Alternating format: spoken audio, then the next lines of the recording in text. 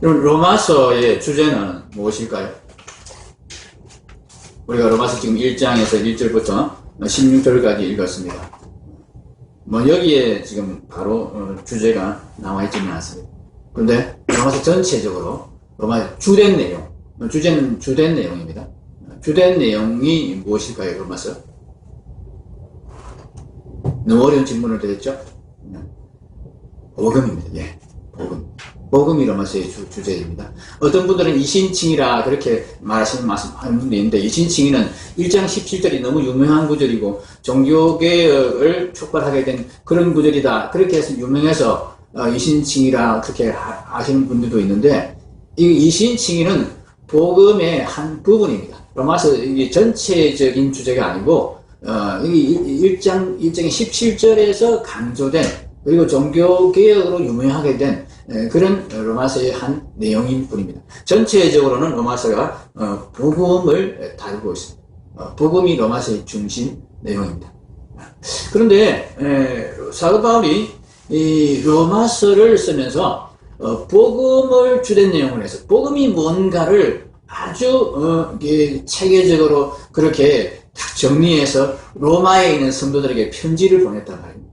근데 이렇게 로마에 있는 성도들에게 복음을 이렇게 정리해서 보낸 목적이 무엇일까요? 로마에 있는 성도들은 복음을 모르는 사람들이 아닙니다. 그죠?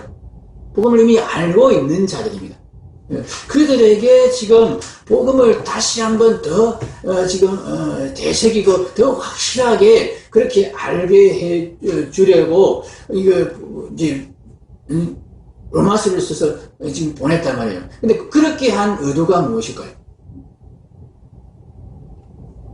로마에 있는 성도들이 무슨 이단에 빠지거나 좀 잘못된 교리를 갖고 있거나 그렇게 된 것 같지는 않습니다. 왜냐하면 그런 이야기가 로마서에는 전혀 없습니다. 다른 서신서들을 보면은 뭐 문제가 있어가지고 그 문제에 대해서 답변을 하거나 권면을 하거나 꾸중을 하거나 그런 뜻으로 서신서를 잘 만들어서 보낸 그런 경우가 많습니다. 그런데 로마서는 그런 게 아닙니다. 오직 복음에 대해서만 이렇게 쫙 설명을 하고 있습니다. 그렇게 로마에 있는 성도들에게 이 교회에 복음을 주제로 해서 이 편지를 바울이 쓴 이유가 뭔가, 그 목적이 뭔가. 자, 그 목적은 여러분 로마에 있는 성도들을 하여금 바울의 복음 전파에 참여하도록 하게 하기 위해서입니다. 로마에 있는 성도들이 전도에 나서도록 하기 위해서입니다. 쉽게 말해서 바울이 전도하는 이 전도에 로마에 있는 성도들이 협력해 주기를 바울이 바랐기 때문에 그렇게 했습니다. 정말 그러한가 하는 것을 우리가 로마서를 통해서 특히 1장과 마지막 부분 15장을 통해서 확인을 해보고, 그리고 왜 바울은 복음 전도에 참여하기를 원하면서 전도해라, 전도가 중요하다, 이런 얘기를 하지 않고 복음을 로마서 교회에 이렇게 깊이 있게 체계적으로 설명하는 것으로 복음 전파에 그들을 끌어들이고 권유하기를 원했는지, 그걸 하기 위해서 복음을 이렇게 전했는지 하는 것을 우리가 한번 생각해 볼 필요가 있습니다. 먼저 바울이 이 복음을 로마의 교회에 복음을 써서 로마서를 써서 보낸 그 목적이 그의 전도에 참여하게 하기 위함이다 하는 것은 바울이 이 로마서를 기록한 시기와 장소, 배경, 이것을 보면 너무나 분명하게 드러납니다.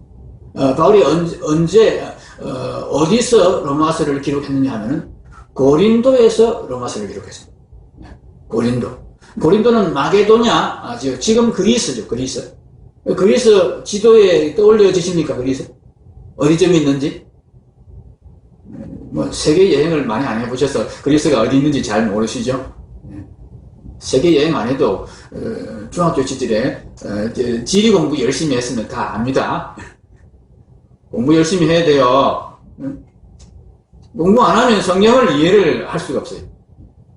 국어 공부 특히 열심히 해야 되고, 지리 공부도 해야 되고, 수학 공부도 해야 되고, 영어 공부도 해야 됩니다.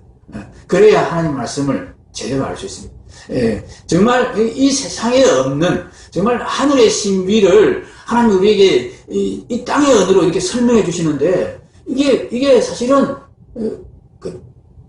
보통 어려운 게 아니란 말이에요. 그래서 우리가 공부해야 돼요. 그리스 지역의 밑에 아래쪽 끝부분이 고린도 지역입니다.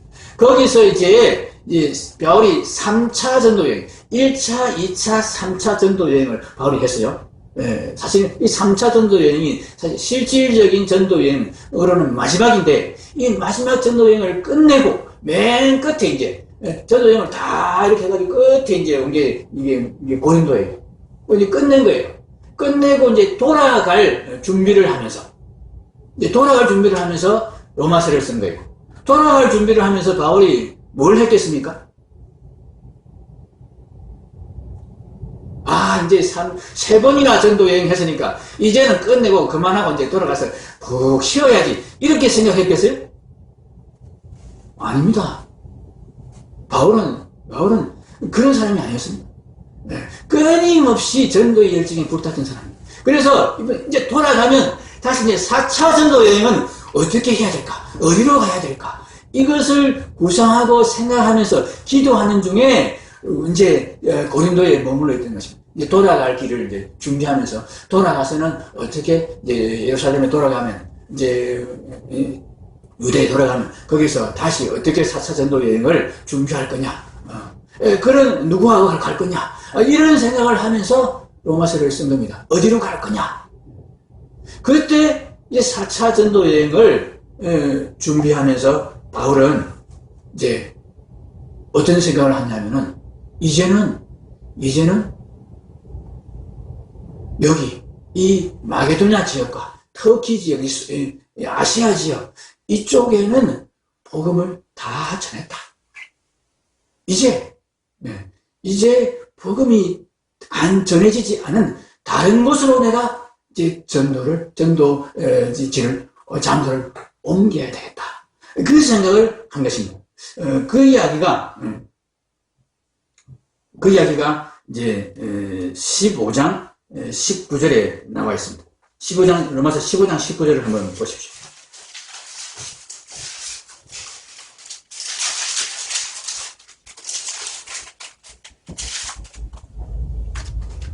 로마서 15장 19절입니다.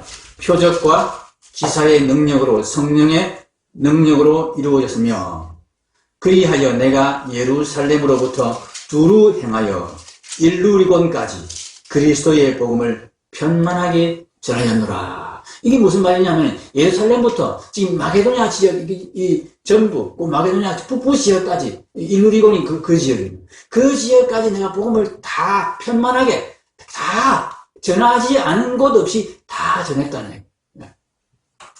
그러니까 이제 복음을 전할 지역이 더 이상 남지 않았다. 왜냐하면은 21절에 보면 이렇게 되어 있습니다. 기록된 바 주의 소식을 받지 못한 자들이 볼 것이요 듣지 못한 자들이 깨달으리라.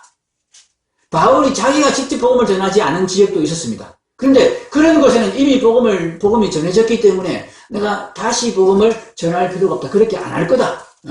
생전 한 번도 복음을 듣지 못한 지역에 내가 이제 복음을 전하러 가야 되겠다. 거기가 어디냐? 23절입니다. 이제는 이 지방에 일할 곳이 없고 또 여러 해 전부터 언제든지 서바나로 갈 때에 너희에게 가기를 바라고 있었으니, 자, 서바나로 가야 되겠다. 이 생각을 했다는 겁니다. 그러면서 서바나로 가려고 할 때, 서바나로 가는데 협력자가 있어야 되고, 나의 복음 전도에 같이 돕는 동력자가 필요하겠는데, 누구의 도움을 받으면 좋을까? 어느 교회의 도움을 받으면 좋을까? 생각하다가 서바나로 가는 과정의 길목에 로마가 있다 하는 걸 생각을 합니다. 지도 기억할 수 있습니까? 이 그리스가 여기 있고, 그리스, 이게 발칸반도죠, 발칸반도. 발칸 반도가 여기 있고, 그 다음에 이탈리아 반도가 있고, 그 다음에 스페인이 있습니다. 네? 아무도 모르십니까? 아십니까? 네. 특히 이스라엘 중심한 지중해 지역의 그 지도는, 지리는, 여러분, 적어도 우리가 예수님을 믿으면, 좀 익혀둬야 됩니다. 다음 시간에 제가 지도 가져와서 한번 보여드리겠습니다. 네. 이 발칸 반도 다음에 이탈리아 반도가 있습니다. 이탈리아 반도 다음에, 그 다음에 이제 스페인, 포르투갈이 있는, 이렇게 생긴 거 있죠, 그죠? 아프리카하고 딱 그 끝부분하고 맞닿은 부분.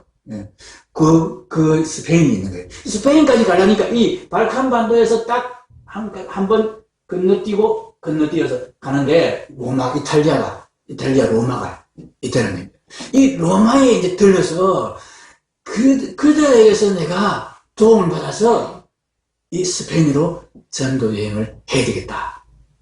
이 중간 기착지로 로마를 선택을 한 겁니다. 그래서 로마에 지금 편지를 쓰는 거예요. 내가 스페인까지, 이제 사전도 여행을, 스페인까지 가는 전도 여행을 계획하는데, 당신들이 나의 이 전도 여행에 동참해줬으면 좋겠다. 협력했으면 좋겠다. 이 이야기를 하고 싶어서, 같이 우리 스페인 전도 하자. 이 이야기 하고 싶어서 이 로마서를 사실 쓴 겁니다. 그런데 이 로마서를 쓰면서 우리 같으면 내가 이렇게 스페인 전도할 텐데 너희들 전도 나하고 같이 해야 되지 않겠냐? 전도는 예수님이 우리에게 명령하신 지상 명령이다. 전도는 정말 하나님이 기뻐하시는 일이다. 그러니까 우리 전도해야 된다. 전도에 동참해라. 이런 식으로 권면을 하고 전도에 대한 그런 권면으로 가득 찬 편지를 쓸 것 같은데 그렇게 하지 않습니다. 그렇게 하지 않고 복음에 대한 이야기를 합니다. 1장에서 간접적으로 전도를 이렇게 권유하는 그런 표현들을 쓰는데 기본적으로는 복음의 이야기를 하면서 그렇게 합니다. 1장 5절을 보면 그로 말미암아 우리가 은혜와 사도의 직분을 받아 그의 이름을 위하여 모든 이방인 중에서 믿어 순종하게 하나니 이렇게 자기의 직분을 이렇게 소개하고 있습니다. 다른 곳에서 소개하는 것과 조금 다르게 소개하는 겁니다. 은혜와 사도의 직분을 받아서 그의 이름을 위하여 모든 이방인 중에서 믿어 순종하게 하나니 이 전도 이야기하는 거죠. 그죠? 근데 전도가 은혜와 사도의 직분을 받은 우리가 자연스럽게 당연히 하게 되는 일이다. 이렇게 지금 이 로마에 있는 성도들에게 이야기하는 겁니다. 그러면서 6절에 보십시오. 그러면 이 은혜와 사도의 직분, 이거는 은혜 곧 사도의 직분, 이렇게 번역할 수 있는 표현입니다. 하나님이 우리에게 은혜를 주셨다는 거예요. 우리에게 복음을 알게 하시고 복음으로 우리에게 영원한 생명을 얻는 구원을 주셨다는 거예요. 근데 그 은혜를 우리에게 주시면서 그 은혜와 동시에 함께 사도의 직분을 주셨다는 거예요. 은혜 받은 자로서 우리는 은혜 받았기 때문에 이 은혜를 그냥 우리가 팽개쳐 둘 수 없고 이 은혜를 전하는 자로 그렇게 보내심을 처음부터 우리는 받아서 모든 이방인 중에서 이 복음을 전하는 일을 하게 되었다. 그런데 6절입니다. 너희도 그들 중에서 예수 그리스도의 것으로 부르심을 받은 자니라. 이 말은 무슨 뜻입니까? 너희도 우리하고 똑같이 부르심을 받았다. 보냄을 받았다. 같은 말입니다. 불렀다는 이야기는 불러서 뭐 하려고? 보내려고 부르신 거예요. 부르심을 받았다는 표현이나 보냄을 받았다는 표현이나 같은 표현인 겁니다. 그래서 너희도 이런 표현을 쓰는 겁니다. 우리가 사도의 직분을 받은 것처럼 너희도 동일한 부르심을 받았다. 그 이야기를 하고 있는 거예요. 그래서 8절에 이렇게 이야기하는 거죠. 먼저 내가 예수 그리스도로 말미암아 너희 모든 사람에 대하여 권하여 내 하나님께 감사하며 너희 믿음이 온 세상에 전파되미로다. 이들의 믿음이 그냥 가만히 자기들만 믿는 믿음이 아니고 세상에 전파되고 있더라니. 전도가 되고 있더라니. 복음을 받은 자는, 복음으로 부름을 받은 자는 반드시 그 부름받은 그 복음을 전하게 되어 있는 것입니다. 그 복음이 전파되고 있는 것이 너무나 당연하고 반드시 있어야 되는 일인데 그것이 너희에게 있더라. 내가 그것을 감사한다. 바로 이렇게 이야기합니다. 이런 얘기를 왜 하겠어요? 당연히 해야 되는 이 복음 전파가 너희에게 지금 일어나고 있는 것을 내가 감사한다. 앞으로도 계속 잘 그렇게 하자, 해라. 그 이야기 하려고 하는 거 아니겠습니까? 그렇죠? 근데 그렇게 13절에 보면 이렇게 말합니다. 형제들아 내가 여러 번 너희에게 가고자 하는 것을 너희가 모르기를 원하지 아니하니. 그래서 내가 사실 너희에게 여러 번 가려고 했다. 여러 번 너희에게 11절에 보면 내가 너희 보기를 간절히 원하는 것은 어떤 신령한 은사를 너희에게 나누어 주어 너희를 견고하게 하려 함이니. 이 말이 무슨 뜻인지 우리가 조금 유보하고 바울이 로마에 가기를 원했다는 것은 분명하죠. 그런 소원을 갖고 있었는데 왜 그렇게 했느냐 하면은 왜 그렇게 했냐면 13절에 이는 너희 중에서도 다른 이방인 중에서와 같이 열매를 맺게 하려 함이로되 이렇게 말하고 있습니다. 신령한 은사를 너에게 나누어 줘서 결과적으로 그것을 가지고 열매를 맺게 하기 위해서 내가 너희에게 가려는 마음을 많이 먹었다. 여러 번 그렇게 하려고 했는데 길이 막혔다. 그렇게 이야기하고 있습니다. 신령한 은사가 뭐겠습니까? 자, 그것이 15절에 나와 있는 얘기. 그러므로 나는 할 수 있는 대로 로마에 있는 너희에게도 복음 전하기를 원하노라. 내가 빚진 자이기 때문에 내가 너희에게 복음 전하기를 원했다. 복음을 전해서 너희가 이 복음의 열매를 맺게 하기를 나는 원했다. 이 이야기입니다. 복음은 여러분, 복음은 그 자체의 이 전도의 역동성을, 전도의 동력을 가지고 있습니다. 복음을 받은 자는 부르심을 받은 자입니다. 복음으로 부르심을 받은 자입니다. 복음을 받은 자는 반드시 복음을 전해야 되는 사명도 동시에 같이 함께 받습니다. 왜 그러냐 하면은 복음 자체가 그런 동력을 가지고 있기 때문에 그렇습니다. 여러분, 복음이 무엇입니까? 복음이 무엇입니까?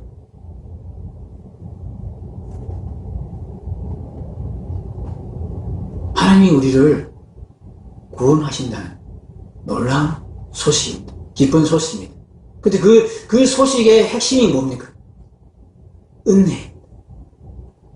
우리가 애쓰고, 우리가 노력해서, 우리가 뭔가를 잘해서 그것에 대한 대가로 하나님이 우리를 구원하시는 것이 아니고, 우리가 아무런 자격도 없고, 아무런 할 일도 없고, 요구할 그런 거리가 우리에게 없는데도 불구하고, 하나님께서 정말 일방적으로 은혜로 우리를 부르셔서 우리에게 생명을 주신다.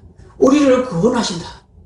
이 놀라운 소식, 이 은혜의 소식이 바로 복음인 것입니다. 여러분, 은혜가 무엇입니까? 은혜란 말 뜻은 내가 받을 자격이 없는 것을 받는 것을 말하는 것입니다. 내게 분에 넘치는 좋은 선물을 말하는 것입니다. 넘치는 것입니다. 넘친다는 것, 내게 너무나 가분하다는 것이 은혜라는 표현 속에 들어있습니다.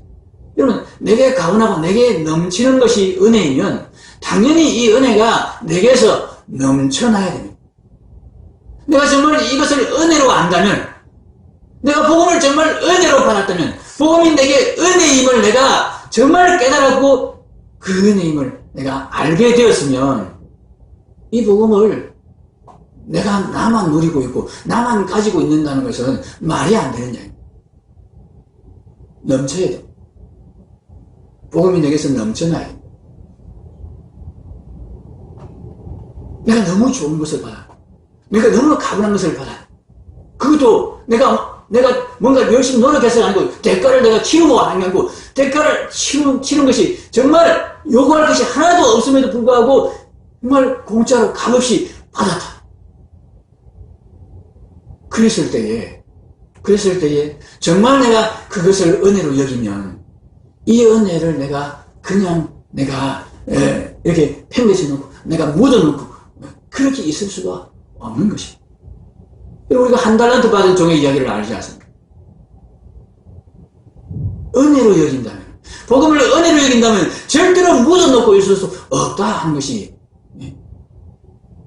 지금 복음을 전하는 이 로마 교회에 복음을 내가 나와 같이 전하기를 원한다는 그런 소원을 가지고 로마 교회에 로마서를 쓰면서 전도하자는 이야기를 하지 아니하고 복음을 계속 이야기하는 바울의 그 뜻이 여기에 있는 것입니다.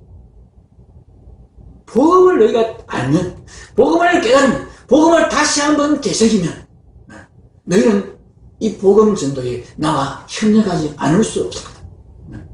내가 너희에게 복음을 전하자 이 이야기를 하는 것보다 내가 복음에 대해서 너희에게 다시 한번 분명하게 증거해 주는 것이 너희로 하여금 이 복음 전도에 나와 함께 나서도록 하는 가장 확실한 지름길이다.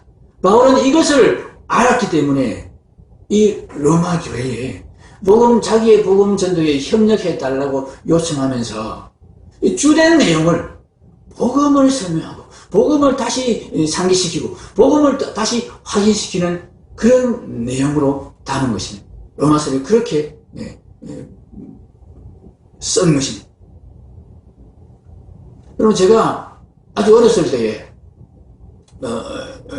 아버지가 백산이라는 곳에 교회를 섬기고 계실 때 그때가 제가 초등학교 1학년 전후였습니다. 이제 1학년 들어가기 전에 거기 이사를 가서 2학년 때인가 3학년 때인가 다시 이제 이사를 나왔어요. 그러니까 이제 제가 정확히 1학년 때인지 아니면 뭐 7살 때인지 0년 때인지 모르겠습니다. 근데 한 번은 이제 형들을 따라서 이제 강둑에 항상 이제 형들이 학교를 갔다면 그 당시에는 이게 아이들도 노동력이었습니다. 그래서 집에 있는 소를 데리고는 소꼬를 먹이러 아이들이 이제 강둑으로 갑니다. 그럼 소를 데리고 가서 강둑에다 풀어놓고 거기서 이제 다시 이제 데리고 들어오기까지는 완전 자유 시간인 겁니다. 거기서 노는 겁니다. 그러니까 애들이 싫어하지 않습니다.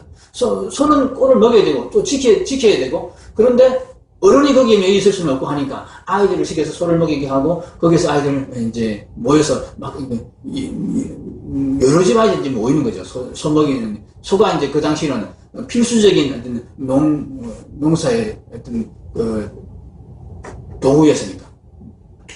근데 거기에 그 강둑에 수박을 재배하는 수박밭이 있습니다. 우리 교회 집사님이 저를 부르더니 왜 그때 형을 부르지 않고 저를 불렀는지 모르겠어요. 형이 없었는지. 저를 부르더니 수박을 이만큼 큰, 제가 보기에 너무 엄청나게 컸습니다. 그래 그 엄청나게 큰 수박을 이렇게 주면서 이게 자기가 갖다 드리면 좋겠는데 지금 자기가 이 수박밭을 지켜야 돼서 갖다 줄 수가 없는데 혹시 네가 가져갈 수만 있으면 이거 전도사님 갖다 드려서 네 식구들이 수박을 되게 먹었으면 좋겠는데 너가 가져갈 수 있겠냐 물어보는 거예요. 도저히 그걸 내가 들고 갈 엄마가 사실 안 났습니다. 근데 수박이 맛있는 거잖아요. 요즘은 뭐 수박 못 먹는 사람이 없었지만 그 당시만 해도 수박은 참 귀한 그런 과일이었습니다. 그 수박밭이 있었어도 우리가 수박을 마음대로 못 먹는 그런 시대였습니다. 근데 수박을 주신다는 거니까 이 수박을 내가 정말 고생할 것이 딱 눈에 보입니다. 끙끙거리면서 이제 가다가 한 10m, 20m 가다가 내려놓고 쉬고 그렇게 해서 제가 가져갔습니다, 실제로. 그런데 그 고생이 눈에 보이는데도 야, 내가 좀 고생을 하고 끙끙거리고 가져가면 우리 식구들이, 내 사랑하는 우리 식구들이 맛있는 수박을 먹을 수 있겠다. 그 생각이 드니까 제가 가져가겠다고 얘기한 거예요. 예, 제가 가져갈 수 있습니다. 그렇게 한 거예요. 정말 그 가져가면서 얼마나 고생을 했는지. 그런데 좋은 거니까, 맛있는 거니까, 그리고 사랑하는 내 식구들을 위한 거니까 내가 이걸 가져가야 되겠다. 그런 생각을 하게 되는 거죠. 좋은 게 있으면 좋은 사람, 사랑하는 사람하고 나누고 싶고 같이, 제가 만약 들고 가다가 에이, 내 도저히 힘들어서 못 하겠다. 여기서 깨먹고 그냥 다 치우자. 그렇게 했다면 제가 식구들을 사랑하는 게 아니죠. 제가 사랑했기 때문에 내가 힘들어도 사랑하는 식구들과 같이 먹어야 되겠다 하면서 끙끙거리고 가져간 겁니다. 맛있는 걸 먹으면서 집에 있는 사랑하는 사람이 생각이 안 나는 사람, 그런 사람 반성하시기 바랍니다. 아내가 생각이 안 나고 자식이 생각이 안 나는 분들 가슴에 손을 넣고 좀 반성해야 됩니다. 좋은 게 있으면 정말 사랑하는 사람과 나누고 싶고 그것을 같이 하고 싶은 게 당연한 일입니다. 복음이 정말 좋은 거야. 복음이 정말 놀라운 하나님의 은혜다. 이것을 우리가 정말 깨달았다면, 이것을 확인했다면 당연히 우리는 이 복음을 내가 사랑하는 사람과 내 이웃과 나누고 싶어야 됩니다. 나누는 일에 나서야 됩니다. 사도 바울은 이렇게 얘기했습니다. 내가 복음을 전할지라도 자랑할 것이 없으면 내가 부득불할 일이다. 만일 복음을 전하지 아니하면 내게 화가 있을 것이다. 이게 무슨 말입니까? 내가 복음을 전하지 않으면 화가 있다. 이 말이 무슨 말이냐 하면 내가 복음을 전하지 않으면 나는 복음 모르는 자다.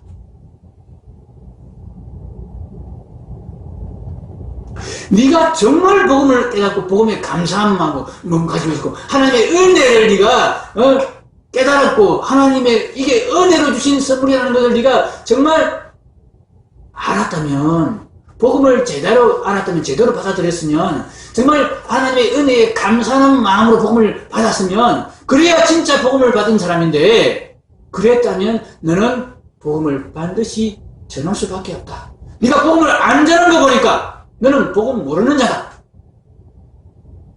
이 불법을 행한 자야, 나에게서 떠나가라. 예수님이 이렇게 하실 거다. 지금 그 이야기를 하고 있는 거예요. 열왕기하 7장에 보면은 이 엘리사 시대에 이스라엘이 예루살렘이 적군에 의해서 완전히 포위가 당했어요. 그리고 이게 아주 오랫동안 포위를 당하다 보니까 양식이 떨어졌어요, 성 안에. 그래가지고 사람들이 굶어 죽기 직전에 있습니다. 그런데 나병 환자 몇 명이 성 안에 음식이 없으니까 이 사람들은 사람들이 이게 사람들부터 구걸 해서 그렇게 사는 사람들입니다. 그런데 자기 먹을 것도 없는데 이 나병 환자들에게 음식을 주겠습니까? 그러니까 우리가 성 안에 있다가는 굶어 죽겠다. 어차피 이래 주거나 저래 주거나 마찬가지다. 밖에 나가서 적군들에게서 우리가 칼에 죽을 수도 있는데 그 칼에 죽거나 이 안에 있다 굶어 죽거나 마찬가지니까 우리 밖에라도 나가보자. 밖에 가서 우리가 양식을 못 얻어서 칼에 맞아 죽으면 죽고 혹시 적군들에게서 양식을 얻을 수 있으면 얻어서 우리가 살자. 그렇게 해서 나갔는데 적군들이 다 도망가고 그냥 허둥지둥 도망가서 다 물건들을 다 놔두고 그렇게 없는 상태에서 천막이나 이런 데 들어가 보니까 양식이 이렇게 쌓여져 있는 것을 발견합니다. 그래서 이 사람들이 허겁지겁 거기 가서 먹으면서 자기들의 허기를 다 채웠습니다. 그래 놓고 뭐라고 했느냐 하면은 나병 환자들이 그 친구에게 서로 말하되 우리가 이렇게 해서는 안 되겠도다. 오늘은 아름다운 소식이 있는 날이거늘 우리가 침묵하고 있도다. 만일 밝은 아침까지 기다리면 벌이 우리에게 미칠지니 이제 떠나 왕궁에 가서 알리자. 이 좋은 소식, 굶고 있는 사람들에게 양식이 이렇게 지금 퍼질러져 있다는 이 소식을 우리가 만약에 알리지 않고 우리만 지금 배부르게 먹는 이것에 볼만하고 있으면 우리에게 벌이 있을 것이다. 이렇게 이야기하면서 얼른 들어가서 성 안에 소식을 전했다. 우리가 복음을 정말 안다면, 복음이 정말 하나님의 은혜인 것을 안다면 복음을 그냥 가지고 있을 수 없다. 하나님은 이 복음의 역동성을 아셨기 때문에 복음이 전도라는 방법으로 복음이 계속 재생산되고 번져 나가게 하신 것입니다. 복음을 받은 자는 전하지 않을 수 없습니다. 그래서 먼저는 유대인에게요, 그리고 헬라인에게로다. 이렇게 말씀하신 거예요. 먼저 유대인에게 예수님께서, 복음의 주인이신 예수님께서 유대인들에게 복음을 분명하게 전하셨습니다. 이 복음을 받은 유대인들이 이제 복음이 하나님의 은혜의 이 복음이 무엇인 줄을 너무나 분명하고 확실하게 깨달은 상태에서 이들은 이제 이방인에게로 가지 않을 수가 없는 것입니다. 이것이 복음이 흘러가는 길입니다. 이 복음이 흘러가는 길을 로마서 1장 16절에 이렇게 이야기하는 것입니다. 내가 복음을 부끄러워하지 아니하노니 이 복음은 모든 믿는 자에게 구원을 주시는 하나님의 능력이기 때문이다. 예수님이 이 땅에 오셔서 복음을 유대인에게만 전하셨습니다. 유대인에게만 전하셨습니다. 그럼에도 불구하고 그 복음 안에는 은혜라는 동력이 있기 때문에 반드시 모든 사람에게 이 복음이 흘러가게 되어 있다. 이것이 복음의 능력이다. 먼저는 유대인에게요, 그리고 헬라인에게로다. 이 말씀의 뜻이 그런 것입니다. 단순히 유대인에게 복음이 전해졌고 헬라인에게 복음이 전해진다, 그런 얘기가 아니고, 유대인은 먼저 복음을 받은 사람들을 말하는 거예요.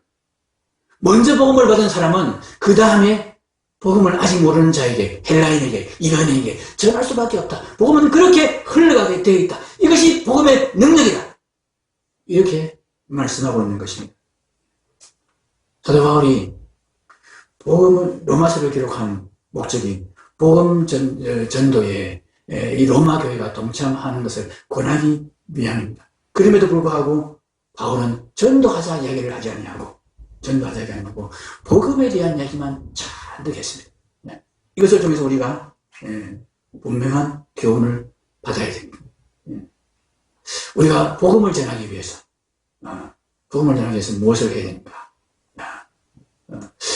그보다 먼저 우리가 복음을 받았으면, 은혜의 복음을 받았으면 이것을 마땅히 나누어야 되는 것이구나. 내가 받은 은혜는 나누라고 주신 것이구나. 이것을 분명히 우리가 깨달아야 됩니다. 하나님 우리를 복음으로 부르실 때 이미 하나님은 우리를 보내시기로 작정하고 복음으로 부르시는 것입니다. 부르심을 받은 자는 동시에 보냄을 받는 자입니다. 복음으로 부르심을 받은 자는 누구나 예외 없이 이렇게 이 은혜의 복음을 증거하도록 보냄을 받은 자입니다. 이렇게 우리가 복음의 은혜를 깨닫고 이제 복음을 전해야 되는 사명을 우리가 깨달았습니다. 그럼 이제 어떻게 우리가 복음을 전할까? 이걸 고민을 하게 되지 않습니까? 근데 고민할 필요가 없다는 얘기입니다. 이 로마서를 통해서 우리가 확인하는 것은, 복음을 전하기 위해서 우리가 복음 전도의 기술을 배울 필요가 없구나. 복음 전도 학교에 우리가 입학할 필요가 없구나. 나는 말재주가 없어서, 나는 돈이 없어서 전도를 잘 못해. 이런 고민을 할 필요가 없다는 이야기입니다. 사도 바울은 우리에게 복음 전도의 기술을 배우라고 하지 않습니다. 복음 전도를 위해서 연구를 많이 하라고 그렇게 하지 않습니다. 복음을 깨달으면 된다. 복음을 다시 한번 되새기면 된다. 복음이 얼마나 하나님이 주신 은혜인지를 복음의 은혜에 푹 잠기면 된다. 그것이 너무나 큰 은혜임이 내게 확인되고 내게 느껴지면 그것을 전하지 않을 수 없고 그것을 나누지 않을 수 없고 그래서 자연스럽게 복음의 감동과 감격을 내가 나누고 그렇게 사람들에게 보여주고 전할 때에 그때 복음의 능력이 나타나고 복음 전도가 이루어진다 하는 것을 바로 로마서를 통해서 우리에게 말씀하고 있습니다. 로마서는 전도를 위해 주신 소식입니다. 전도를 우리가 어떻게 해야 되는지, 우리가 전도의 동력을 얻기 위해서 무엇을 해야 되는지를 알려주신 소식입니다. 전도를 하기 위해서 우리가 뭐 해야 되느냐? 복음을 되새기면 됩니다.